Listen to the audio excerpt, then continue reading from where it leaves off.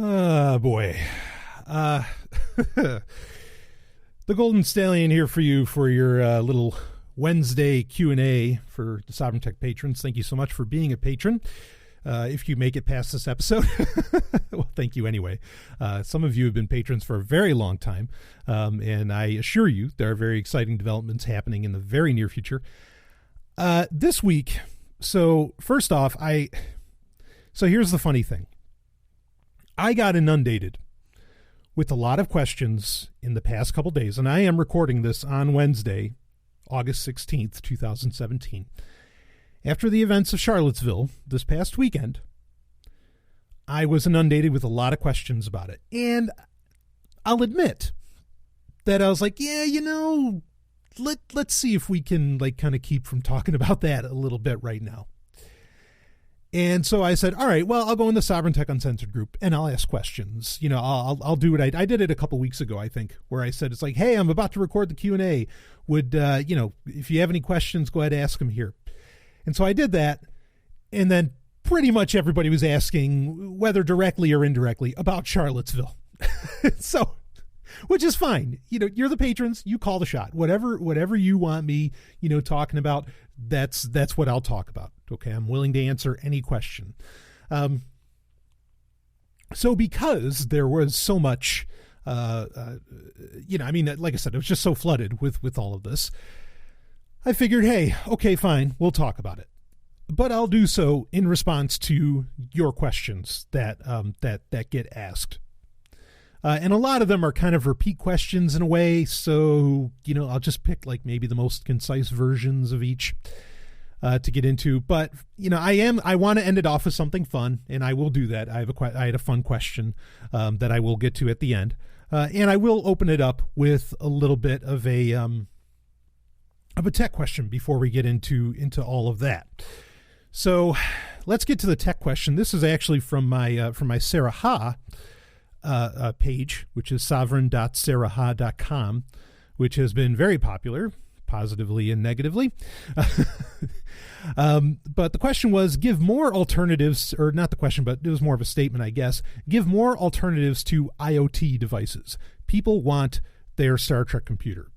Okay, so here's the thing. All right, to answer that. And you could say that this is the market speaking. Fine. Well, the market can speak in an opposite direction as well, really, if it absolutely needs to. When it comes to IoT devices, so what a lot of IoT devices do, so like in the abstract, what they do, if it's opening your garage door, if it's, I don't know, there's a million different things. I don't know if it's your cat feeder, or it opens up your shades, or it starts automatically brewing coffee for you in the morning, whatever. Okay. Those things in the abstract are not terrible things. Like automating things is not a terrible thing. The terrible thing about IoT, to understand, is that is the letter I in it, the internet part. The fact that it connects to the broader internet. Okay, that's where the issues come in, because it is an internet connected device, because it connects to what I've always called what I call the big bad internet. That's where we start to run into issues and why they become a security problem. What they do in the abstract, whatever. If that's what people want, then that's what they want. So as far as what to do about alternatives to that, well, here's the thing, is that it doesn't behoove. Well, let me phrase this a different way. It behooves a startup to take advantage of the inexpensive cost of, say, using AWS or of, some internet service of some kind to, come out with what appears to be a very ooh and ah impressive garage door opener or something like that. Okay, so there's not a lot of startup costs when you use the internet as your backbone for whatever device you're making or whatever the fuck you happen to be making. So I understand that's part of the attraction for doing that. Now, that doesn't necessarily make sense for Samsung, other than a company like Samsung, who is, they bought Smart Things, right? Who is putting IoT hardware into everything that they make. But I mean, do they really, don't they have the money? They don't have the problems that startups needs where they're very limited on cash and all this. I mean, in a way they're not, but then of course, in a way they are, right? Because they run on very, very thin margins. I mean, there's a lot of profit to go around, but or a lot of, how to say this? Not profit as a company, but there's a lot of money being paid out to employees and, various, white collar or blue collar, depending on how you want to break that up, that's going out there. But to allow for even that, I mean, again, there's very thin margins being run here. This is not a company. I mean, they're boosting very nice profits, but I understand they can always be on thin ice and they need to figure out ways to do things cheaper and cheaper. And Samsung in particular is kind of a unique case because I actually appreciate a lot of those thin margins goes towards heavy R&D, like heavy fucking R&D, and not just heavy R&D. Every company or many companies do R&D and they have usually substantial budgets for that, but they will actually release, things that other companies would just keep as prototypes. They'll take the risk, and I got to give them credit for doing that. I've said that many times over the years. Not that I'm a big fan of the company, but you get my point. So, yeah, I admit it's cost prohibitive in comparison to what IoT offers. It is cost prohibitive to do automation in other ways. And like you said, people want their Star Trek computer. So how the hell do you get it?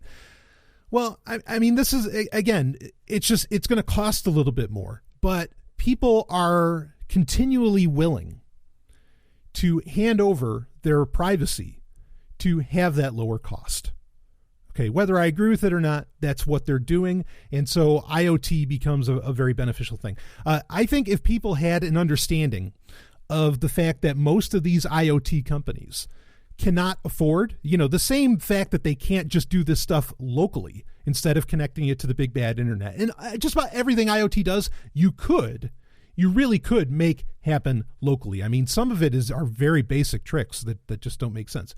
Okay. But if people understood that same lack of budget that makes them do it in an IoT fashion is also the same lack of budget that keeps them from being able to secure the IoT device that you buy, that keeps them from being able to update the IoT device that you buy, that makes your IoT device worthless inside of a couple years. Then maybe people would be like, okay, no, this is a really bad idea.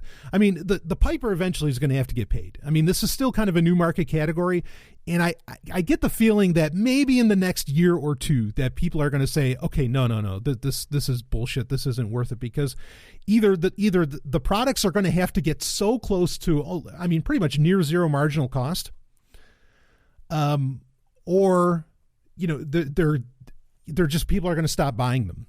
Just like a lot of people, I don't know, like people go back to getting away from electric razors, right? And they want to go back to the classic style razor for varying reasons, some of which they may not even consciously understand, right? I mean, that's just an example. But I think my guess is at some point there's going to be a degree of a market pushback at this, unless the prices of this just keep going down, which is certainly possible.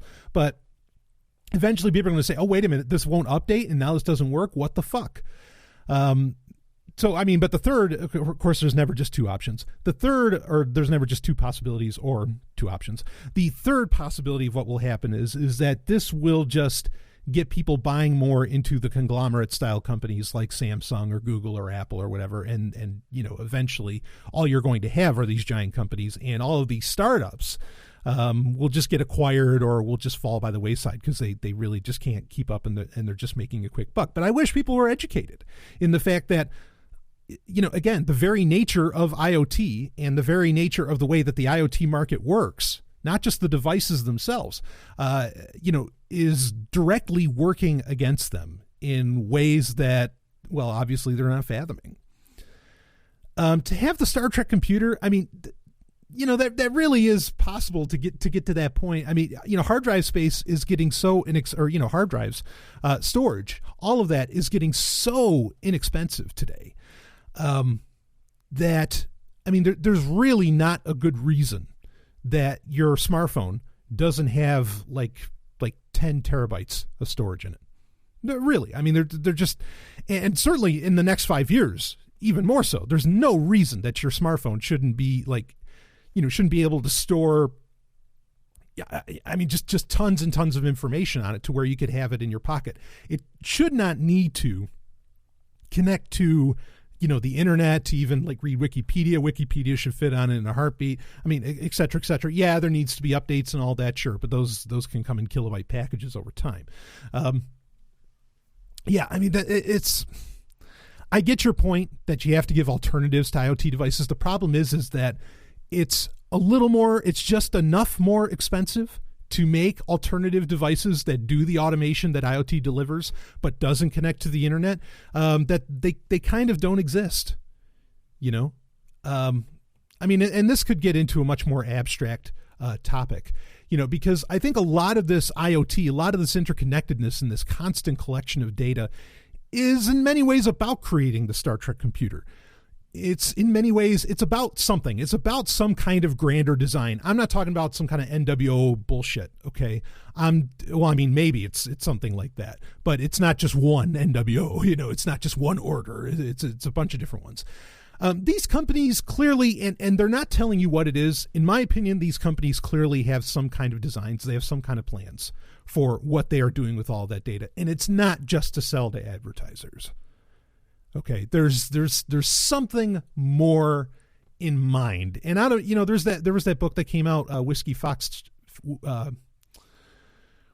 Foxtrot, was that it, or Whiskey Foxtrot? I mean, it should be WTF, but whatever. Anyway, that book that came out a couple of years ago, where it was, the premise of the book, it's a fictional novel, science fiction novel, was that these Google style companies, or these tech giants, they had different names in the book, but their goal in collecting all of this data was to find the best and the brightest of humanity. And then, of course, the nefarious part is wipe everybody else out. That it was actually a eugenics plan in creating all of this, collecting all of this data was to create this kind of central forward motion for humanity. Now, I really actually don't think something like that is what's going on, but, something that nefarious to where people are going to get offed necessarily.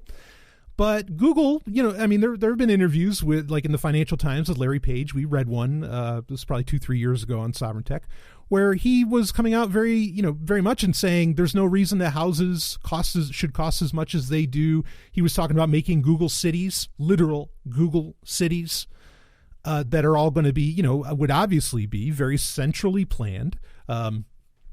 They would be, it would be, for another story, it would be like Harlan Ellison's Repent Harlequin Said the TikTok Man, one of the most popular short stories and most translated in history, where everything is running on the clock, on time, everything's algorithmic. I mean, even though Harlan didn't mention algorithms, you get the same sense. And I mean, obviously there's problems with that, which, in my opinion, ethical problems, along with, problems that affect this abstract notion of the human condition that I mentioned so often.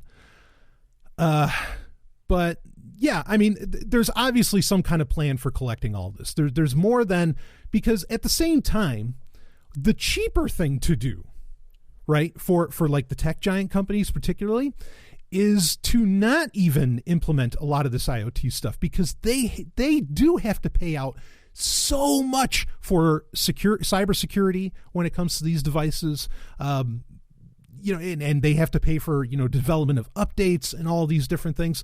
Like, it's not really cost effective at face value to do this, just to either A, or maybe it's a combination of both of these things, but either A, sell it off to advertisers, or or B, just to make something cool that honestly doesn't even work half the time properly. There's got to be some long-term play involved, and we don't know what that long-term play is. And I've said this many times on Sovereign Tech, and I'll reiterate it here, especially since I know there's some new patrons on board. There really is. These companies, they've got to know that fucking with privacy, that not encrypting data, all of this stuff is bad. They have to know that. Like, there is, we talked about this a few episodes ago on Sovereign Tech Prime. The argument over whether everything should be encrypted is fucking over. Yes, it has to be encrypted. It just has to. And now in Silicon Valley, you have the concept, especially for startups, of what? Data minimization, right? We've talked about that quite a bit. Data minimization is the idea that you don't want to be, especially as a young company, you don't want to be on the hook for potential customer data being leaked, because you could get sued and everything that you're building with your company could just be thrown out the window. You don't want to do that. You don't want to collect all of this data. So there's got to be some kind of, like there has to be some kind of plan. And they just won't tell us what it is. Google won't tell us what their end game is. And it's not just the Star Trek computer. There's something more. I mean, maybe Larry Page was telling us is that this leads to Google Cities, the epitome of human understanding, or the epitome of I don't know, human society or something like that, based upon what they think, of course, right? And last time I checked, I don't think Sergey Brin and Larry Page are a bunch of egoists. But whatever. Same with Apple. Same with Microsoft. Even though Microsoft, well, I'm not going to get into that. But bottom line, these tech giants have a plan. Just like I've theorized, I mentioned this a few episodes ago with Amazon, where I think Bezos, talk about not the Star Trek computer, but the Star Trek's lifestyle on Earth. Maybe not necessarily in space, even though he's doing a hell of a job of that as well. I think he's really trying to get to what, I guess, a near or a pseudo post scarcity society is what I should call it. Emphasis on the word pseudo, because obviously, I get so fucking mad when people say this. Look, nobody that talks about a post scarcity society is saying that it's literally, completely, 100% post scarcity. Of course, that's impossible. We live in a universe of finite energy and matter. Okay? Nobody's saying that it's 100% it's 100% post scarcity, but it is a pseudo post scarcity. Is something that, with given the timeline or the lifetimes capable of the average human being, or something where it could almost be that in a way. I'm not saying I'm advocating for that. I'm just saying. But I think that that's something that Bezos is kind of maybe shooting for. But again, to do so, he's very much infringing on all kinds of privacy. He's laying out all kinds of terrible practices as far as security, as far as all kinds of things.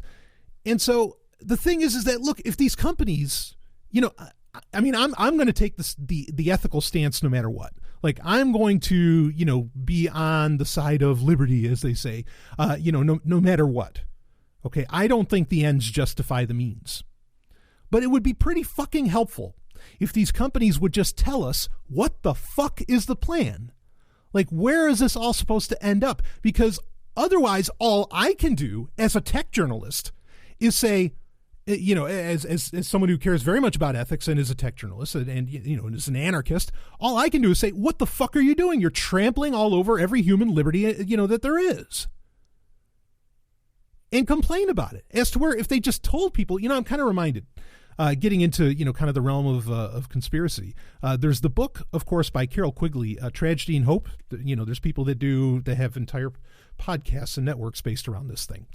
Anyway, in the book Tragedy and Hope, at the end, Carol Quigley is effectively saying that he was talking to, for an abstract term, he was talking to the NWO. He was talking to the New World Order. And I don't mean like Hulk, Hollywood Hulk Hogan or anything. That's my kind of NWO, baby. Woo, for life. Okay. But he was talking to the globalists, whatever the fuck you want to call it. And he said he wished, at the end of the book, he says, I wish that they would just tell everybody what they're doing and what the plan is. That way they could see, oh, okay, well, we're going to end up in paradise. That's effectively what he was saying at the end of that book. And I think that a lot of these tech giants are on the same, 30-year plan, or however long the fucking plan is. And maybe not something nefarious as a new world order or some kind of shit like that. Okay. But they have something in mind. And they are, whether it's to create the first AGI, whether it's to, I don't know. I really don't know. It's guesswork on anybody's part. But that's got to be what's going on. It's just that they have some really, really wide-ranging, broad scope plan that they just fucking won't tell anybody what the hell it is. And there it is. So anyway, So IoT devices, look, for what IoT does, I mean, it's not out there, and most people are not willing to spend the money to create the automate. I mean, eventually this has got to be a market where people are going to say, hey, this garage door opener, which, or maybe that's not the best example because they existed long before IoT and they still connect in way, or you can still buy models that don't connect over the internet. But I don't know, whatever. This coffee machine doesn't connect to the internet, and like there's going to be you're going to be able to buy that sort of thing. In fact, I mean that's something that people have been theorizing for a few years now, is that privacy isn't really going to go away. It's just going to be something only the rich can afford. And I'm not saying that that's untrue. I mean that might be a direction things are going as well. So. Anyway, let's get into some of the questions here. Some of these are from the Facebook, the Sovereign Tech Facebook Uncensored group, and some are not. But so we're going to talk about. All right, we're getting into a little bit of the politic here. We're going to talk about Charlottesville. I mean, really, these are more more questions of philosophy than anything, not necessarily political. So, okay.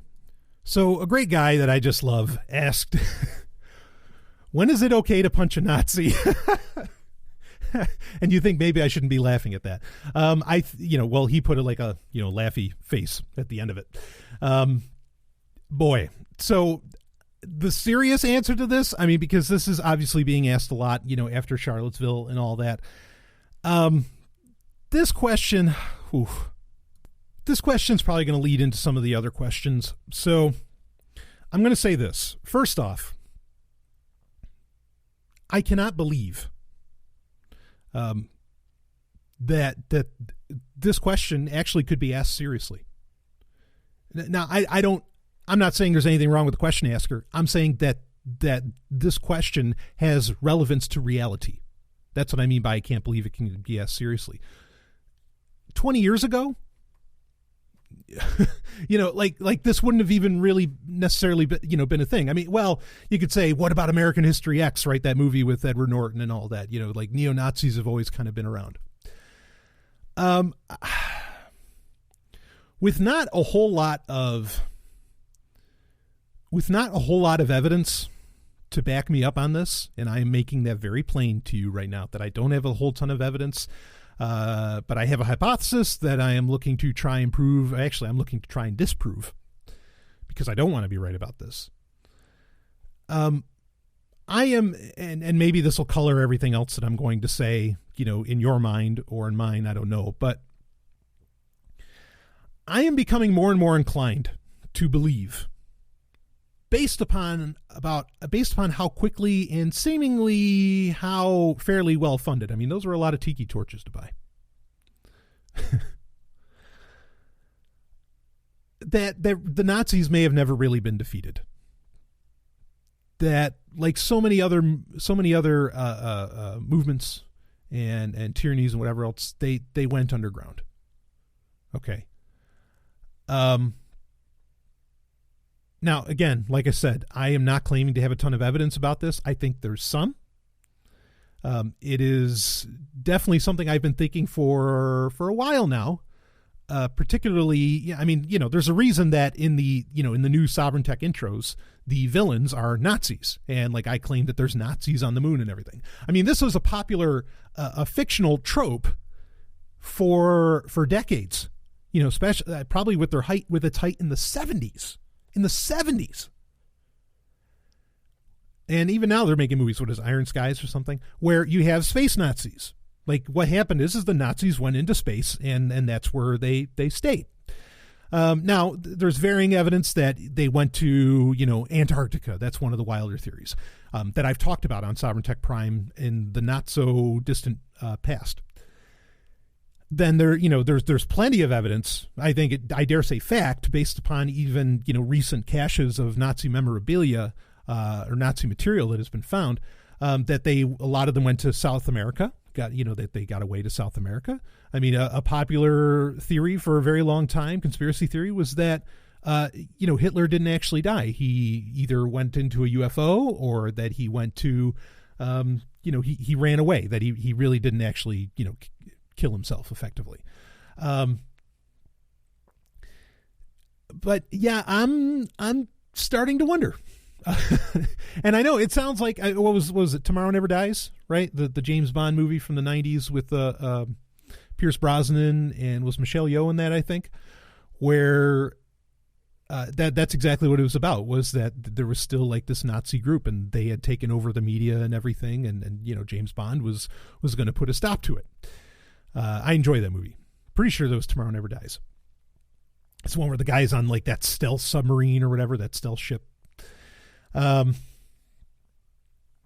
So, I'm leaning in that direction, that may be a reality of what happened, because look, I can't fucking believe that it's 2017. It's the United fucking States.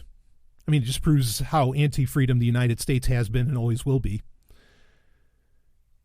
That Nazism could even be fostered, let alone the fact that there are Nazis in the United States. I mean, and if you don't believe that there's actual Nazis, just listen to Chris Cantwell and listen to him talk about Donald Trump's daughter, and how, he very clearly said that, he wants a racist leader that won't give away his daughter to, some Jew like Jared Kushner.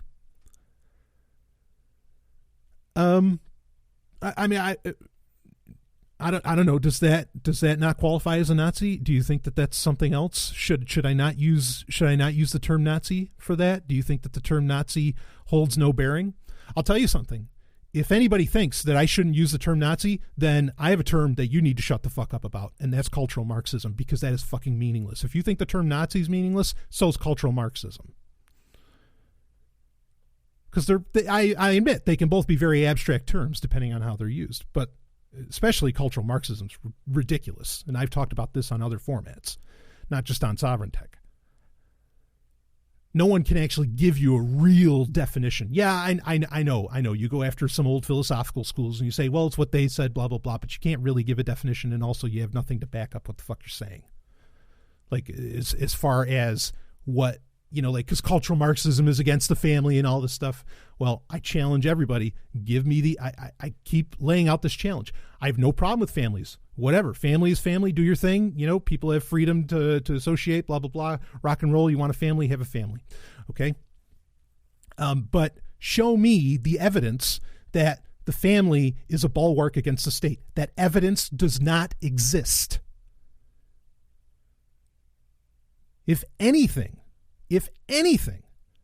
the notion of loyal, elite families seems to actually prop up the state. Because when you think like elite families, what do you think? When you think like powerful families, when you think of really family structures, what do you think of? The royal families around the world? the Bush family? I mean, go down the list. I guarantee you instantly think of authoritarians. You do not think of a single fucking, well, don't even get me started on the Pauls.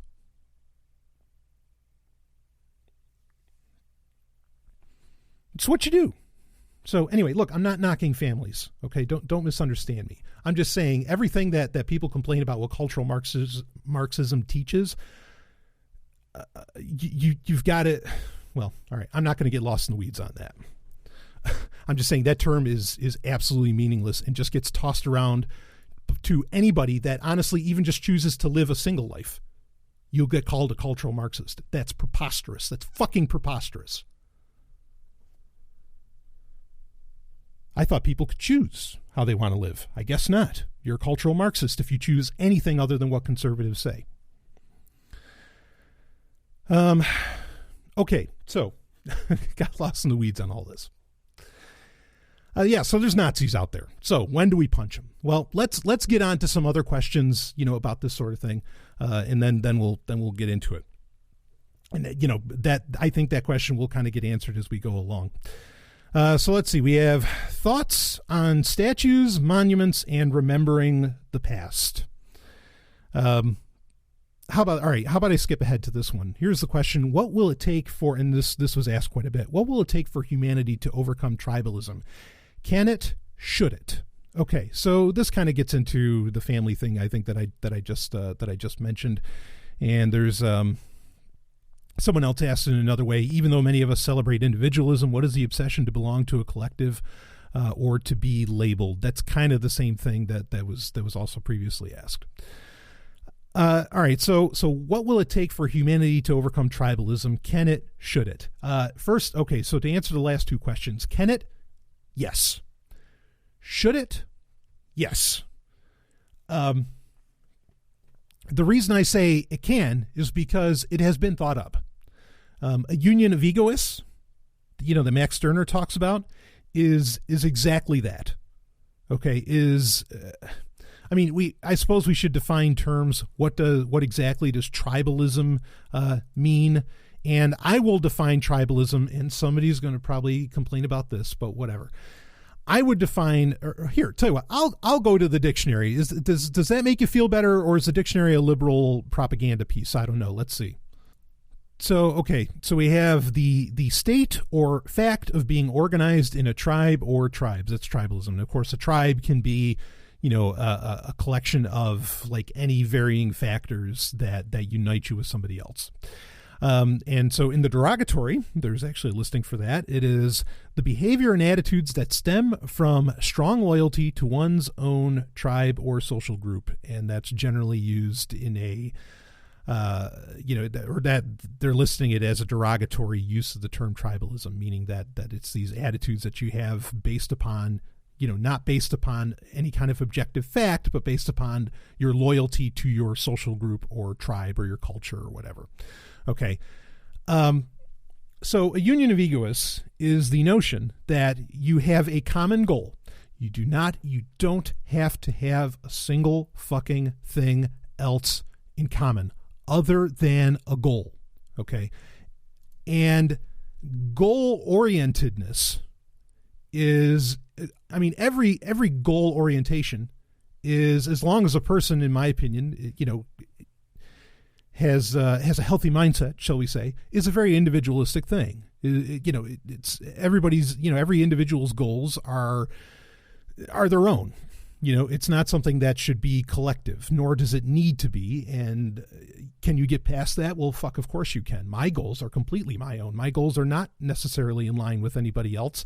That's great if people want to, connect and get on board, but they are absolutely my goals, and they are not shared by society at large. I know that. I know it for a fact.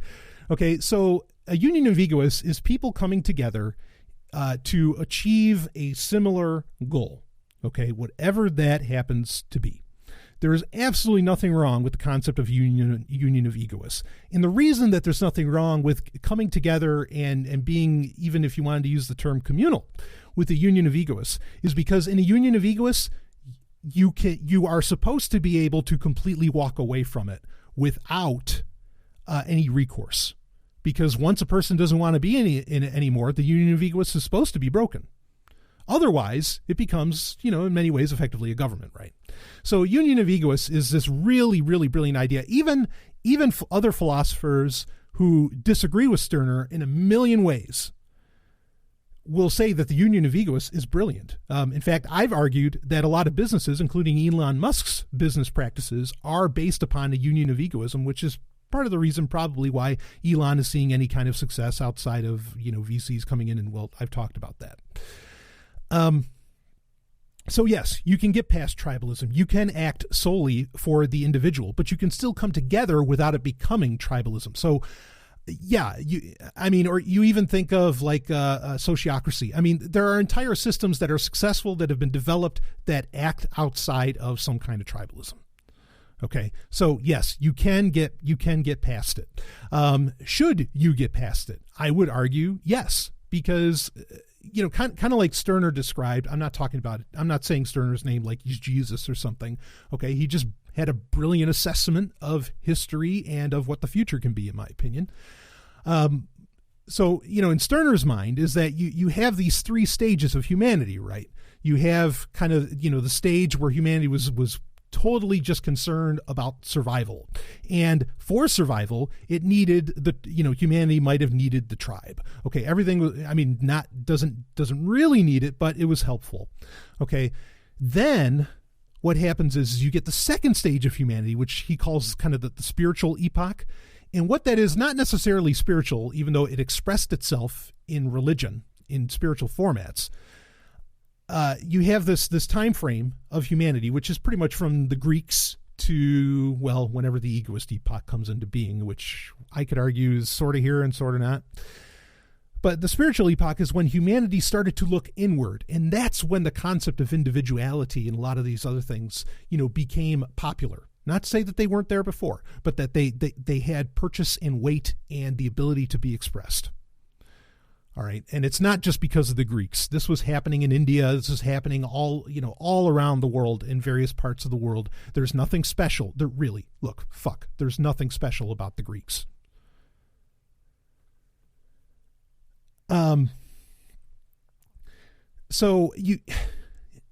Should you get past it? I would argue yes, because the actual advancements in being able to pursue, in life, in the human condition, being able to actually go after what I think the goal of humanity is all about, which is its happiness, became an individual struggle, became an individual pursuit.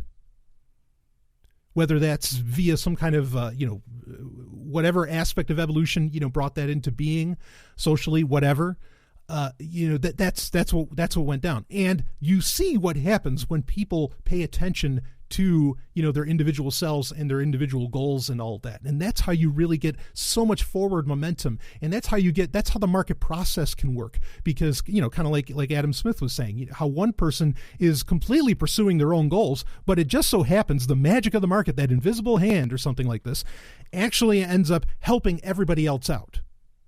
Right? So we know that the best way to get anywhere, to get from A to M or something, is for everybody to be self-centered. Seriously. Or self-interested, if you don't like the term self-centered. But to have rational, enlightened self-interest? That's the term, right?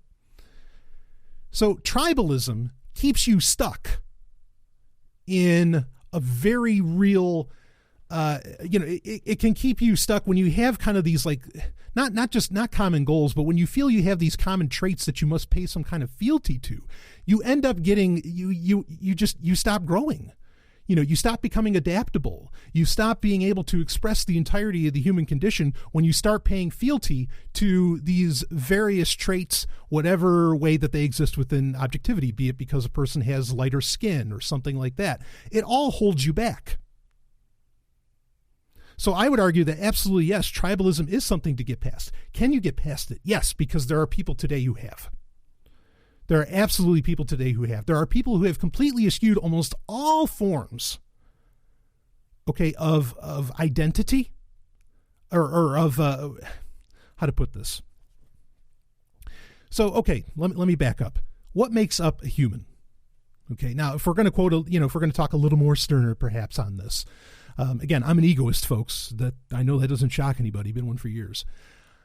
He talks about the unique one, okay, and the unique is something that he calls it depending upon the translation, he'll call it like the ineffable one, okay, meaning you can't really describe what the fuck it is. Like, what exactly is consciousness? Look, even scientists don't have a great answer for this.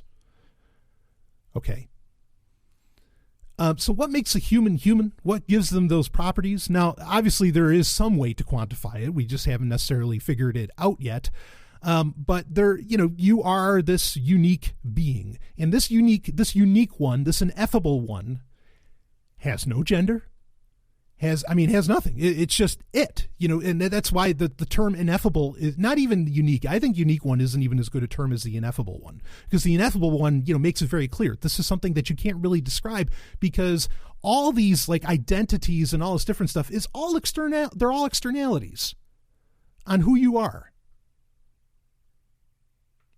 You can't even really put a term on it. That's I guess where unique comes in, because you are unique. It's just you, and everybody knows this. No one else is you. You're an individual, or you're supposed to be. All right. So there are people who no longer wish to identify with race, that no longer wish to identify with gender, that no longer wish to identify with nationality, geography, and all of these other things. They can get to that point. Now, the rest of society doesn't really know what to do with them, but that's a problem with society, not with the person. And when you can get to because people can get to that stage, then yeah, again, it is possible to get past tribalism, because there have been people, that have done that. Now, should we get past that? I think I kind of answered that as to where when you start to fall into tribalism, when you start to pay fealty, when you start to have a sense of loyalty, when you start to no longer question things and take actions based upon traits and not goals, you become stagnant. You absolutely become stagnant. Now, I think some people would say, yeah, but what about the Roman Empire? That was built on people identifying as Romans and being proud of Rome. No, fuck you. It was built on slaves. Much of America was also built on slaves.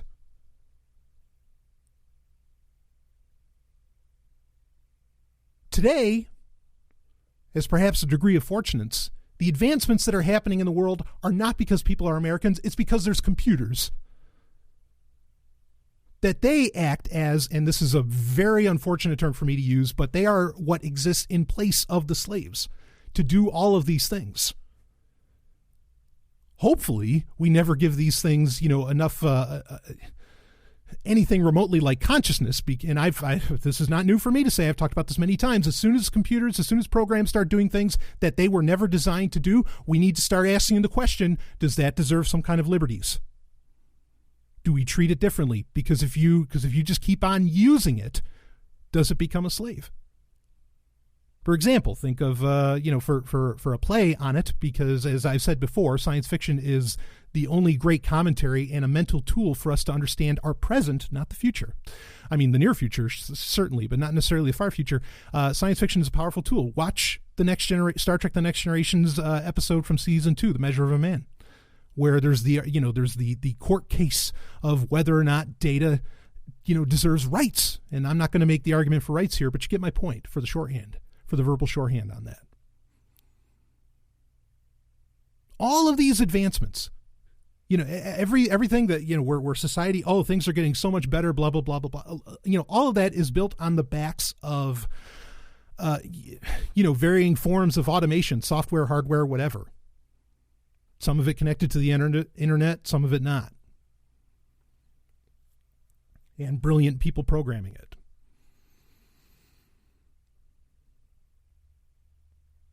And, these abilities are, empowering individuals to do, for one person to have, an entire, for use of another unfortunate term, an entire media empire. One person can do that on their own.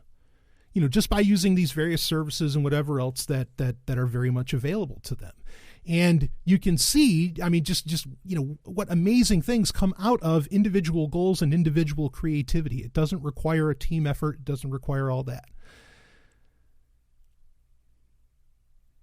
And you can even, how many people learn from being challenged on their ideas? There's a benefit to not thinking all the same. There's a benefit to not, paying homage to varying traits. The only thing you need to worry about is being goal-oriented. Okay, what are your goals in life? What's going to make you happy? All right, you worry about that. And you concentrate on that without shame. And everybody benefits from that. You don't have to think about everybody. You're not a communist. You're thinking about you. Though even communists would argue, well, all right, I'm not going to go down that. I'm not going to go down that bit of business. So yeah, tribalism can be overcome, and it absolutely should be overcome, because the idea of sharing goals based upon traits is just nuts. It's just nuts.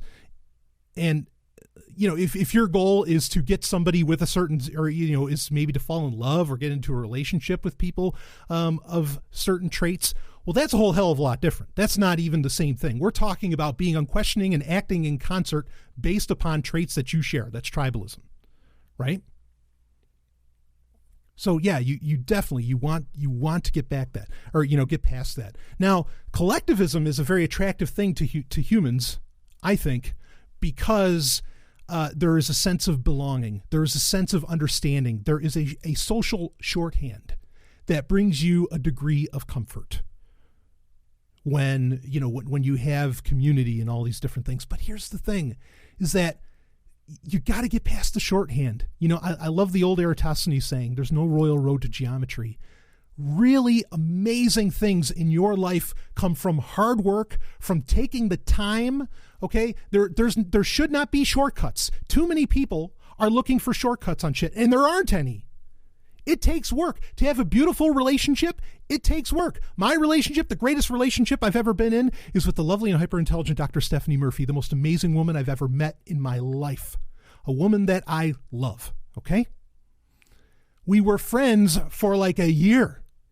I didn't just instantly say, oh, let's date, let's get to stooping and all this different stuff. No, we were friends first for a while, because you build a genuine foundation. You take the time. It wasn't because, oh, well, shit, she's white. Okay, so then we should just get together because we're fucking white.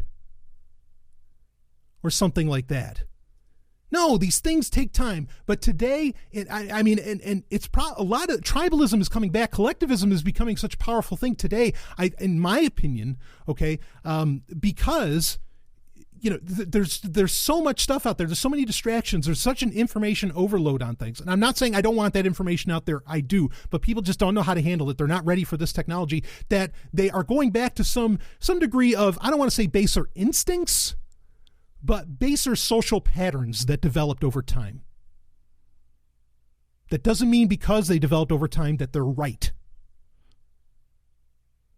One could argue that slavery was a social pattern that developed over thousands of years. Are you still going to fucking argue for that being a good thing? Fuck you. Just because something has, that's a fallacy, right? Is it a fallacy of antiquity? Just because something has age, just because something has been the norm for a while, that somehow that's okay? Fuck that. It's a fallacy. Here's your logic, folks. And always keep in mind that logic is just the beginning of wisdom, not the end. So I get it why collectivism is a thing, why it's popular right now, why it's so hot right now, because I think so many people are looking for these kind of, spiritual bypasses or emotional shortcuts or something like this. It's the same thing with religion. People went to church because, it's where they could feel a sense of belonging and maybe find a girlfriend, or, a wife eventually, something like this, right? But we really can get past that. Okay, that was a certain time frame, because there was a time where we didn't gather like that, where we didn't come together like that. All right, it's a certain time frame, and it's something that we are, socially or whatever, that we can evolve past into kind of like what Stirner called the egoist epoch. Okay, where the individual recognizes itself as being the single most important thing. That used to be what anarchists and libertarians would argue for. I don't know what the fuck happened, but that used to be the shtick.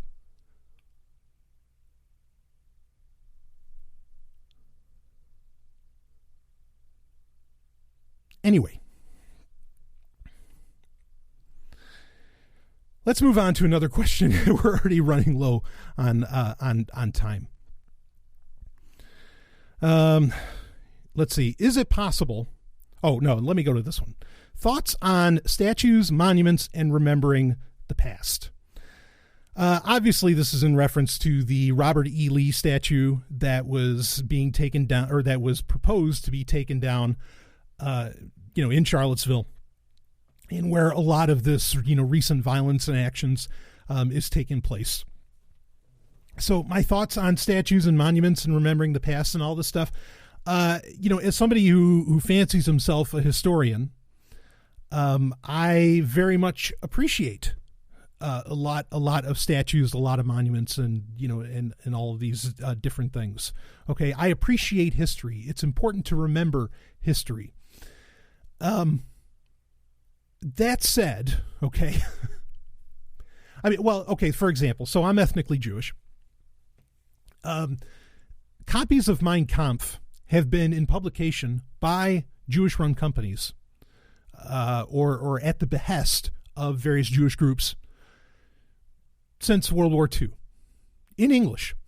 Now, why can you go to Barnes & Noble, or why can you go on Amazon? Amazon would be a different case, but let's just say for Barnes & Noble. Why can you go to Barnes & Noble and buy a copy of Mein Kampf? Well, when you read the book, there's an introduction, not by Adolf Hitler, but by somebody else. And that introduction will always say something along the lines of,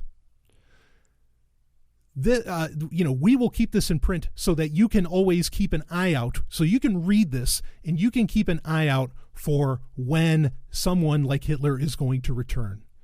It's to remind you. It's so kind of like, the old Jewish phrase, never forget. Okay. I mean, that was ingrained in me as a kid, certainly. Never forget what this looks like when it starts coming, never forget, blah, blah, blah, blah, blah. It's a warning. This stuff exists as a warning. Now, is the statue of Robert E. Lee a warning? No. And in fact, the people you could see it as such, but that's not why it was put there. That was not its intent, and we know its intent.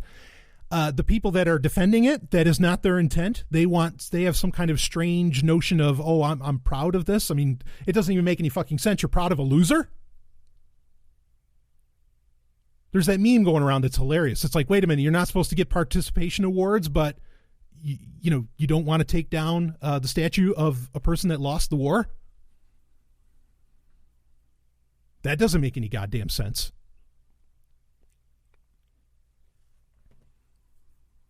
I'm all for the Robert E. Lee statue standing as long as we put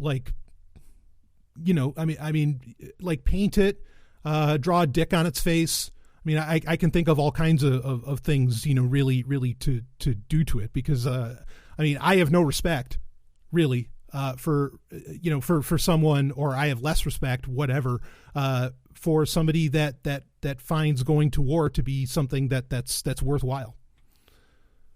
That doesn't make any sense to me. And, talk about collectivism and tribalism and all that stuff that, again, libertarians and anarchists used to be against. So, you can have these things, but look, if people want to take them down, you can get into the minutia and say, well, was it privately funded? Was it funded by the city? How is it there? If it's funded by the city, if it was funded by government, is it valid in the first place because it wasn't private and it used stolen money for taxes? You can get so lost. Talk about lost in the weeds. You can get lost in the weeds so much with a lot of this stuff. There are. I don't think that a statue of Robert E. Lee, is some kind of like World Heritage Site. It's not something that contributes to, maybe humanity as a whole. Not that something has to contribute to humanity as a whole, to kind of be there. The real solution here with this, right, is that, look, if it matters so goddamn much to you, why just put a Robert E. Lee statue in your front yard? Oh, people aren't going to like that? Well, that's for you. That's a problem for you to solve. This is like, it's so funny. These people arguing about the statue being put up, they are arguing for the worst kind of collectivism that you could imagine.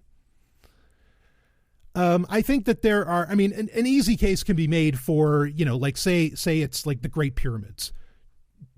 No, I don't want the Great Pyramids to go anywhere because I want to enjoy them. The thing is enough people think that they want to enjoy them. So guess what? The Great Pyramids don't get destroyed. With Robert E. Lee, now you have enough people that want it destroyed, want it to go down. They're tired of it. And so, yeah, I'm not making any kind of case that somehow there are things that are just too holy that they have to always stand. If we end up peacefully getting to, let's say, the Americas somehow became like an anarchist paradise, by no fucking means do I want the White House to stand. build a fucking children's hospital or something on that, I don't ever want to see that building again.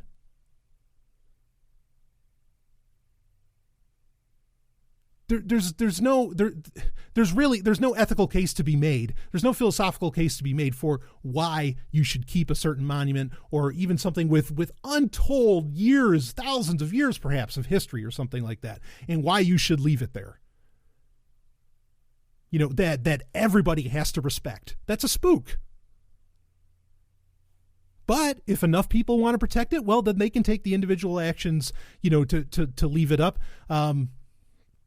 But, you know, I mean, this gets into a huge question about property. And, you know, my stances on private property are not as rigid as others. So, you know, I mean, if people want to stand around, you know, I mean, this kind of stuff has happened all the time where, you know, with eminent domain, you know, the government's going to come and tear down your house and sell it to Walmart, you know, sell the land to Walmart or something, and people stand in front of the bulldozers or whatever.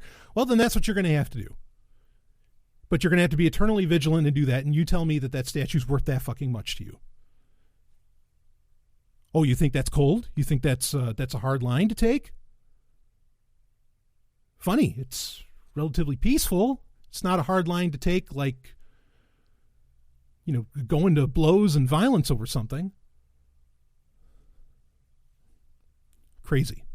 And I can't even, I mean, holy shit. You know, it's just like, look, are you, you know, the same people that are arguing for, oh, you want to leave up the Robert E. Lee statue. Are you going to tell the Iraqis that they can't tear down statues of Saddam Hussein? Give me that argument. Tell me that, no, motherfucker, that statue of Saddam Hussein should have stayed up. Email me and tell me that. Bullshit. What, the Nazi flag should have stayed in Berlin? Or is it up to the people living around, okay, that they could tear them down? I dare say it's up to them. Not up to you.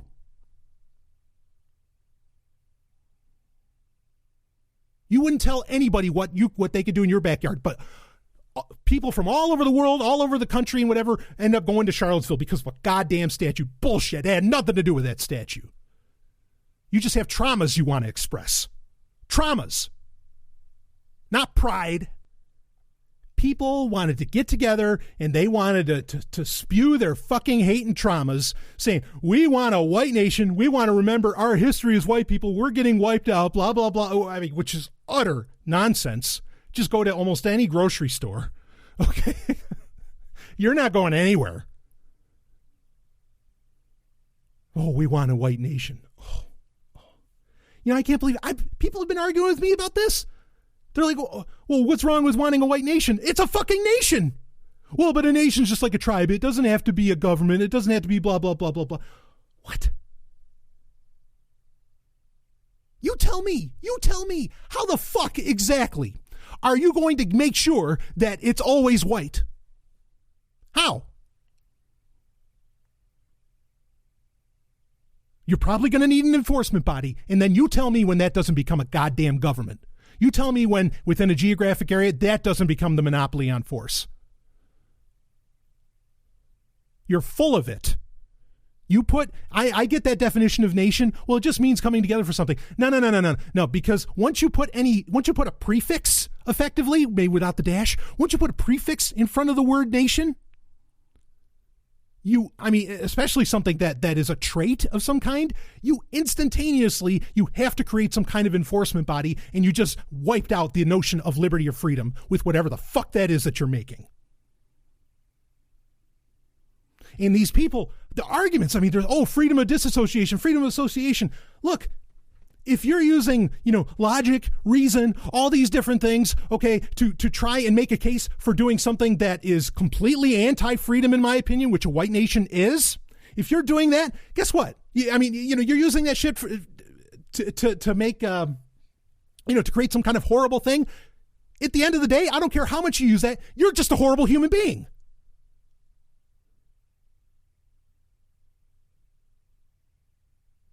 Oh, but it's ethically okay? That doesn't change the fact that you're an asshole.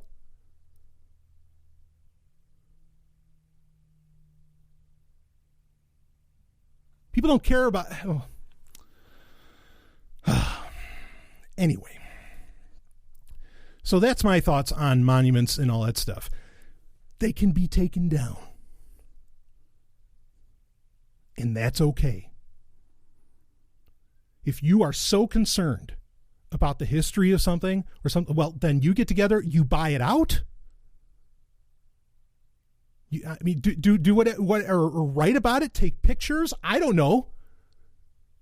Who the fuck are you to think you have so much control over things? You can argue about it. You can complain about it. No one's saying you can't do that. But if it's out of your power, it's out of your power. And how dare you try and force shit on other people like that?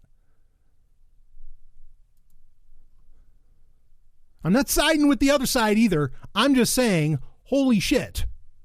This is the dumbest thing, one of the dumbest things I've ever seen in my life. The violence is absolutely tragic all the way around, but this is one of the dumbest arguments. This is one of the dumbest fucking cases. I stare at it in awe that this is still a thing, and that it's a thing being supported by people who at least used to talk about liberty, that used to talk about freedom, used to talk about anarchy. Not anymore.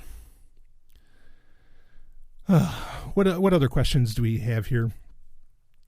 Is it possible that at some point, quote, being prepared to defend yourself, end quote, becomes an act of aggression? Becomes an act of aggression. So this is, so here's the first thing with this question. Okay. And this is going to get into when do you punch a Nazi or something like this, I guess. I mean, I don't agree with the nap. Okay. It's like, it's just a simple baseline rule, but it's not, but for most people, it's not a baseline rule because you'll fucking hear them say, you broke the nap, and they'll accuse you like daddy should come after you or something, which is so goddamn childish.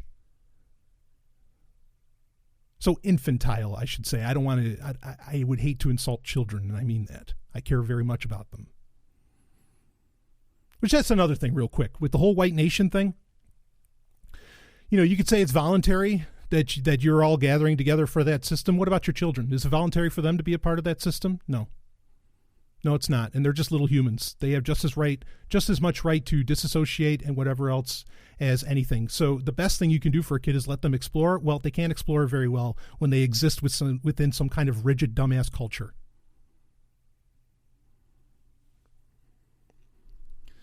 Anyway, where was I? So, yeah, when is it breaking the nap? Blah, blah, blah. I don't necessarily kind of buy into the nap. I will say this. There is, I mean, I know what people are going to say. They're going to say, well, yeah, but we're dealing with today. People got to defend themselves, blah, blah, blah. If I didn't make it clear enough on the last Sovereign Tech Prime episode that I am totally fine with self-defense, I don't know how I could make it any more clear. Okay, I really, really don't. I think you are a fool if you don't take into consideration, and I think I know what this question, I mean, this is kind of in reference to Charlottesville as well and various things. I'm not saying this is the top of the list of the things to talk about when it comes to it, but it's a question that got asked by a patron, so I'm going to fucking answer it, okay? Deal with it. I think you're a fool if you show up somewhere with, you know, either using language, symbology, a whole slew of things that, you know, if you show up with shields, baseball bats, I don't know, whatever the fuck you happen to show up with, okay?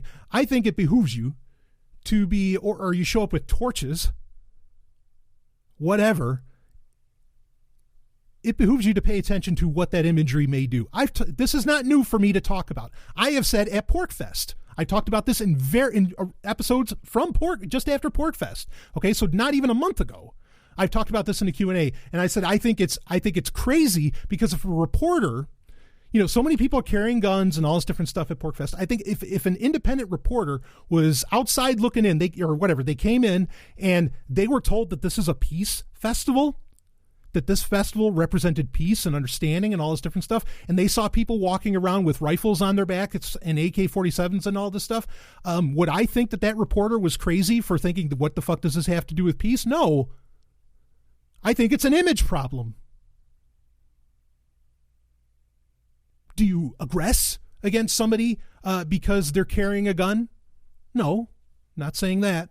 I'm just saying, let's be very clear. I mean, I bring this up all the time. I didn't bring it up when I talked about, my stance on guns in the last Sovereign Tech Prime episode. But, there's the old Robert A. Heinlein quote that everybody loves to banty out, which is an armed society is a polite society. And I always retort instantly saying, no.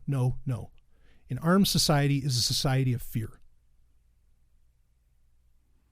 And this is something that people don't really get. They don't get with a lot of this stuff, is that, I mean, there are, humans do have some primal instincts. I'm not saying tribalism is one of those, okay?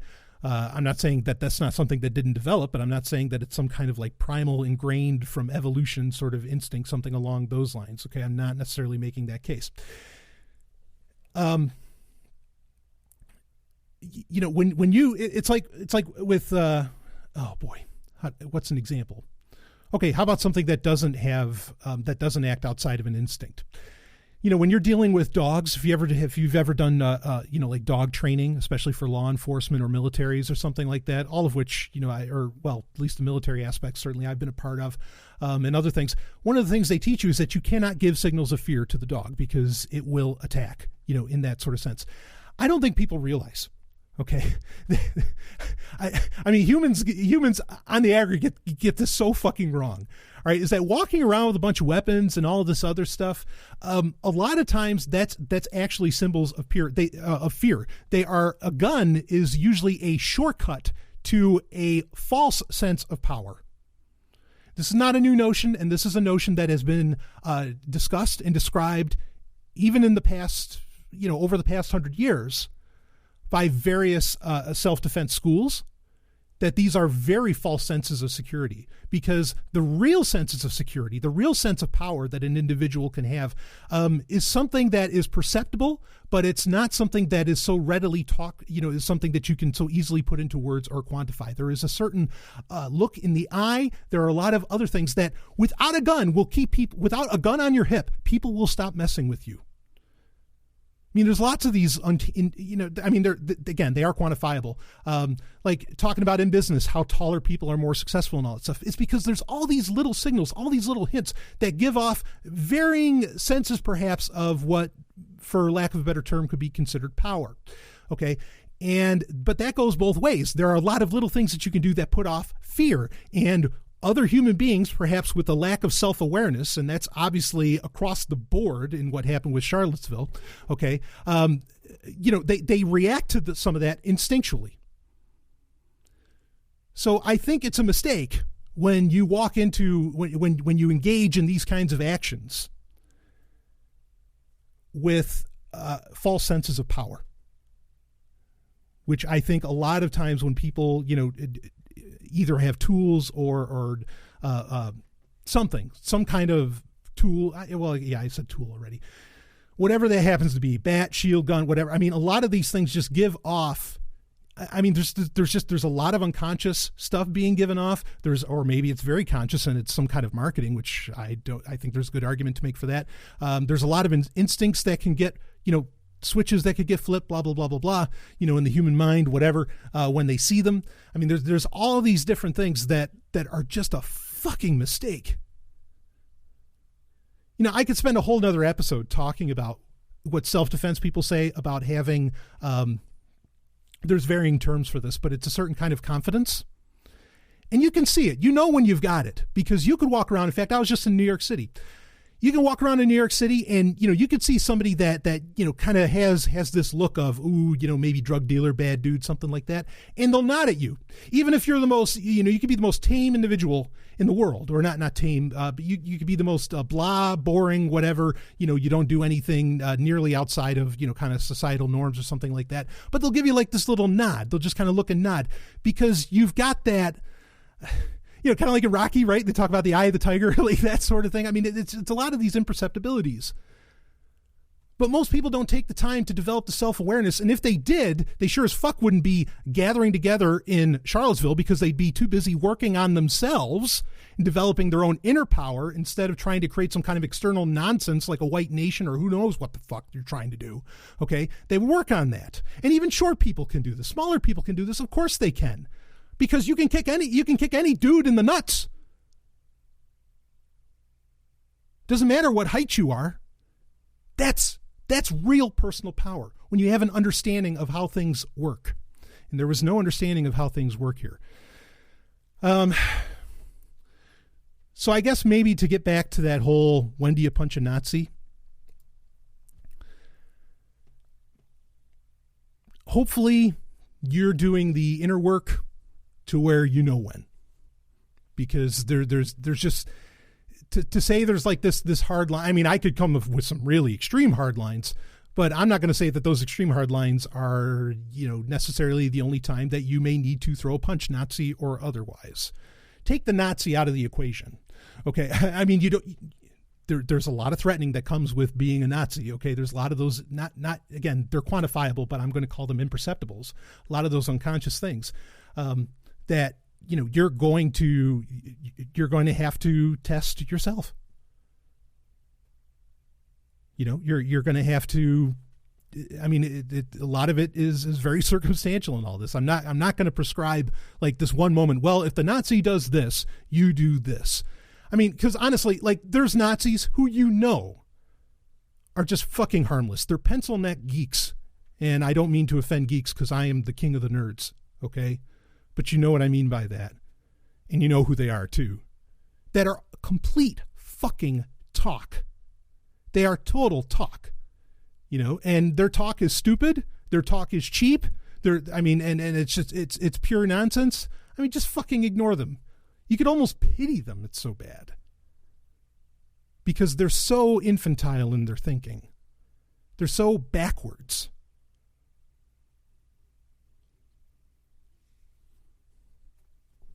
So I'm not going to say there isn't a time to defend yourself, but I am going to say that like you work on you and have that self-awareness and situational awareness to where anybody that says something differently, lays out some kind of hard line, I think is trying to start some kind of war.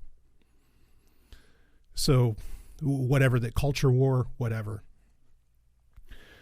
Now, if you think I'm wrong about any of this, shoot me an email, okay? No, don't shoot me. Send me an email, okay? Send me an email and let me know, all right? I mean, it's crazy out there. I think it is. And I could go on this subject forever, but I'm already running long and I have a lot of other work to do. So anyway, let's get back to the fun content. I might lose patrons over this. If I do, I mean, I don't know. I don't know what I said was outlandish. If you're a white nationalist, well, then I don't feel bad at all. And I described exactly why. So rock and roll. Anyway, new Sex and Science Hour, of course, will be out this week, and got a dynamite sovereign tech. I already have it all lined up, and oh man, there's going to be some great topics. In fact, we're going to get to some responses to things that I said in the last episode of Sovereign Tech. It's been a while since we've done that sort of thing, but I will be getting into that. We're going to have a great conversation. It's going to end up talking more about violence a bit, in reference to animals, perhaps. So that should be interesting, and I don't know, maybe you'll find it relevant. But tons of other huge subjects, crazy subjects, and we're going to talk about some sex and everything on it. Yeah.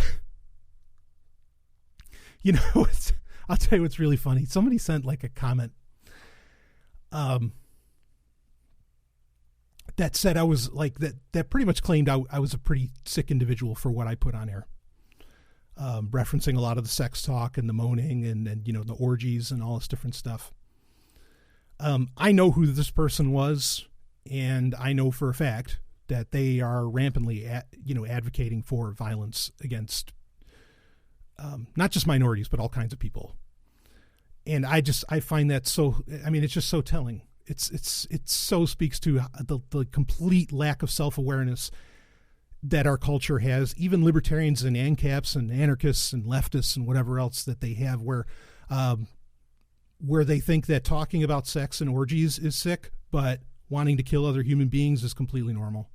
And wanting to go to war is just completely normal. And have violent revolutions and everything is just completely normal. That tells a story, in my opinion. So anyway, I will see you on the other side. I was going to get into fuck. Okay, I'll do it. I was going to get into a fun question, and I said I would do that. Let's make it happen really fast because it won't take long. I have a here it is. This is from Patreon. I have a completely random question for you. If you could be any kind of animal, what kind would you pick? This person says, I'd pick some kind of bird, probably a crow. Yeah, actually corvids are on my list of, well, you'll hear me talk more about this on this week's Sovereign Tech Prime episode. It might even been perfect to bring up then. Maybe I will there as well. If I could be any kind of animal, well, I'll tell you, my favorite animal is the swan. I don't know if I would be a swan, but I'm not opposed to that whatsoever. Yeah, if I could be a bonobo, I'd be pretty happy. I know I'd be happy. So there's my answer. I'd be a bonobo, and I don't think you have to go far down the Wikipedia page to find out why I'd want to be a bonobo. Let's just say, whoo, they'd be living it up, just like the golden stallion loves to. So anyway, there's your little fun one for you. We don't have to end on such a serious note. But yeah, Dynamite Sovereign Tech coming up. I will see you on the other side.